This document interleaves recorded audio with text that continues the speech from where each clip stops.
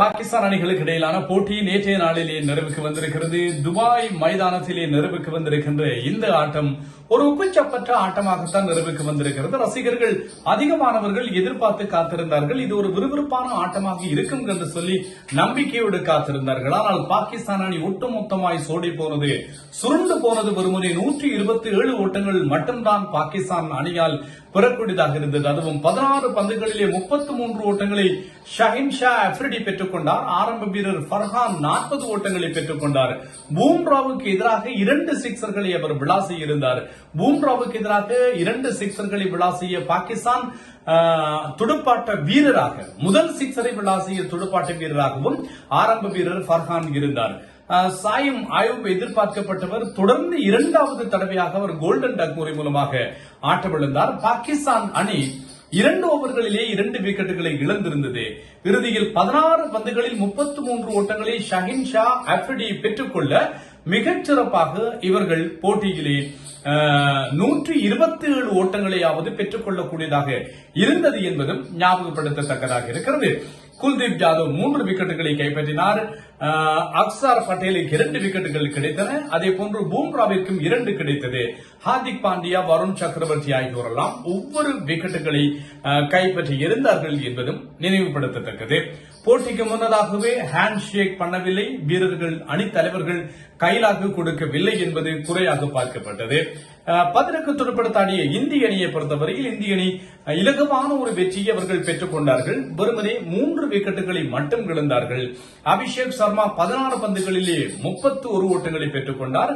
Kill 10 ஓட்டங்களோடு அவர் ஆட்டமிழந்திருந்தார். அணியினுடைய தலைவர் Suryakumar Yadav birthday boy அவர் நேற்றைய நாளிலே ஆட்டமிழக்காத 37 பந்துகளில் 47 ஓட்டங்களை பெற்றுக் கொண்டார் என்பதும் குறிப்பிடத்தக்கது.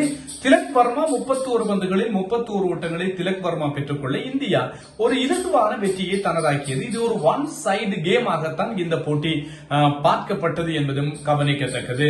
சாயிம் அயூப் வீழ்ந்த 3 விக்கெட்டுகளையும் கைப்பற்றினார். பாருங்கள், சாயிம் அயூப் ஒரு ஆரம்ப துடுப்பாட்ட வீரர். அவர் பந்து வீச்சிலே 3 விக்கெட்டுகளை கைப்பற்றினார்.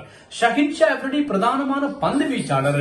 ஷஹின் ஷா அப்ரிடி 16 பந்துகளில் 31 ஓட்டங்களை விளாசினார். 4 சிக்சர்கள் இதிலே உள்ளடக்கம் என்பதும் கவனிக்கத்தக்கது. வருண் இவர் குறிப்பாக இறுதி ஓவரிலே 2 சிக்சர்களை விளாசினார். ஹார்திக் பாண்டியாவிற்கு அந்த 2 சிக்சர்கள் விளாசப்பட்டிருந்தன. நேற்று மொத்தமாக 7 சிக்சர்களை இந்த பாகிஸ்தான் அணி விளாசியது என்பதும் கவனிக்கத்தக்கது.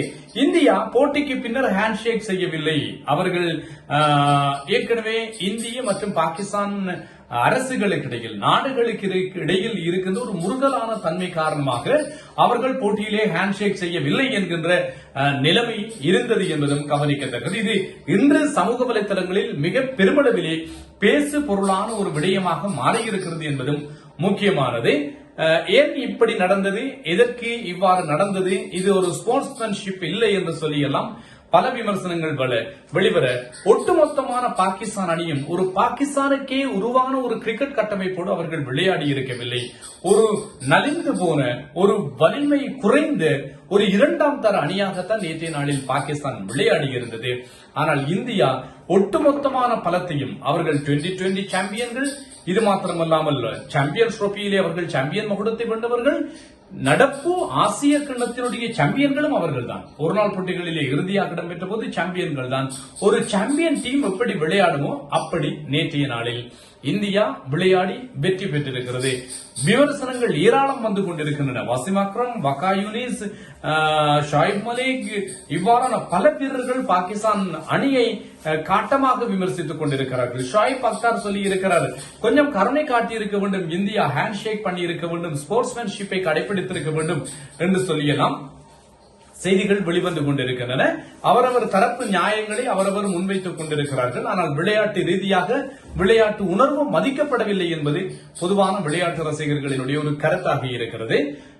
இந்த குழுவிலே இப்போது இந்தியாவும் பாகிஸ்தானும் தான் குழு ஏயில் இருந்து சூப்பர் 4க்கு செல்ல போகின்றன. இன்னும் ஒரு ஞாயிற்றுக்கிழமை சூப்பர் 4விலும் கூட இவர்கள் 2 அணிகளும் விளையாட வாய்ப்பு இருக்கிறது. சில வழிகளில் இறுதிப் போட்டியில் வந்தாலும் கூட இன்னும் ஒரு தடவை சந்திக்கவும் வாய்ப்பு இருக்கிறது. ஆகவே ஒரு ஹை வோல்டேஜ் போட்டிகளாகத்தான் இந்த போட்டி இருக்கும் என்று நம்பப்படுகிறது.